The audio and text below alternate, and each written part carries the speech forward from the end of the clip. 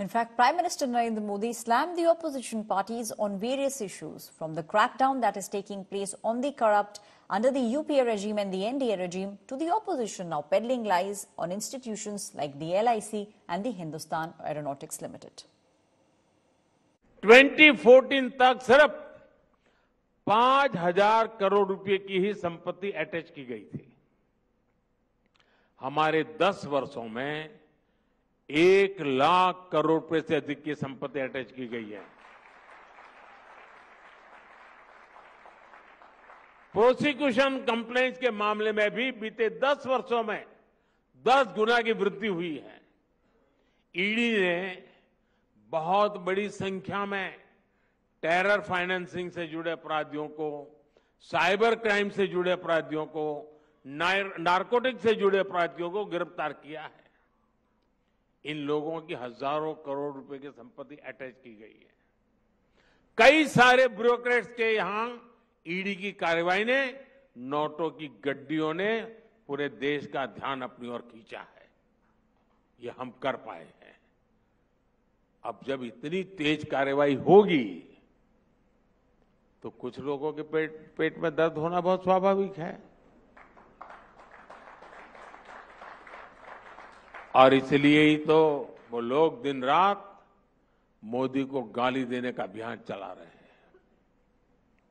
देश भी देख रहा है कि इन लोगों की नीति, नियत और निष्ठा हर प्रकार से सवालों के घेरे में है।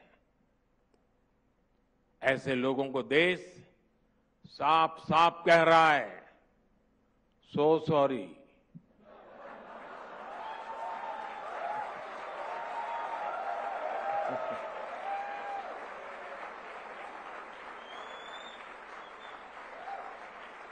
साथियों, ये चुनाव का समय है तो हमारे विपक्ष के साथी कागजों पर सपने बुनने में जुटे हुए हैं, लेकिन मोदी सपनों से आगे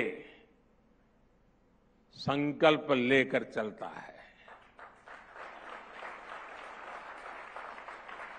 मैं दावे के साथ कह सकता हूं कि आने वाले 5 वर्ष भारत को दुनिया की तीसरी बड़ी आर्थिक ताकत बनाने वाले होंगे। मैं दावे के साथ कह सकता हूं कि पहले की सरकारों के समय आपने ईज ऑफ लिविंग जैसे शब्द तक नहीं सुने होंगे। जब पहले की सरकारों की सोच ही ऐसी नहीं थी तो वो देश के नागरिकों की ईज ऑफ लिविंग पर कैसे ध्यान देती। पहले की सरकारों के समय जो पावरफुल थे, जो सक्षम थे, वो सुविधाओं के सबसे पहले हकदार बन गए थे।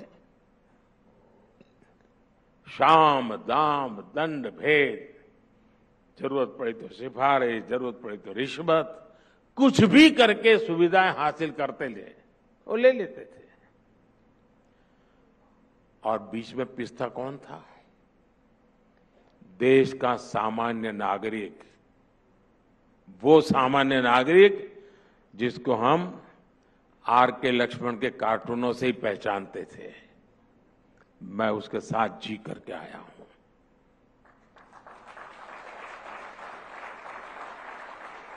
हाल ये थे कि न इस कॉमन मैन के वक्त की हमें कीमत थी और न ही उसकी जिंदगी की परेशानियों को कोई समझता था। इस कॉमन मैन की ईज ऑफ लिविंग को भी हमारी सर्वोच्च प्राथमिकता के रूप में हमारी सरकार ने काम